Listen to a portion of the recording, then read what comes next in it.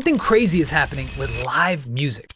This is ABBA. Their show is sold out every single night in London. But here's what's crazy. None of the band members are actually on stage. The entire concert is performed by their digital avatar. It's a wild story. Like many aging artists, ABBA wanted to immortalize their music for fans. So they called the best special effects guy in the world, creator of Star Wars, George Lucas. Now, George used motion capture suits and AI to de-age the 75-year-old band members and recreate their 28-year-old selves. And even though it took 1 billion computing hours and 140 million to do it, the show prints money, 2 million in ticket sales per week. But here's where it gets crazy. ABBA's not the only one doing this. Kiss is also working with George Lucas to create their own evergreen show. Another with Elvis is also in the works. So the big question is, why? Well, for one, this technology allows artists to be in multiple places at once. Kiss could host shows in New York, Paris, and Krakow all in the same night. And two, this enables fans to experience artists during their favorite eras. Imagine a young Eminem or Jay-Z in concert. It obviously wouldn't replace the true live experience, but it'd be way more fun than watching a documentary. Three, this can work for artists that have already passed away, like Biggie, Tupac, and Michael Jackson, becoming a forever revenue stream for the artists and their families. My prediction is that we're gonna see a lot more of this, especially as VR improves, because it's the only way to make a legendary artist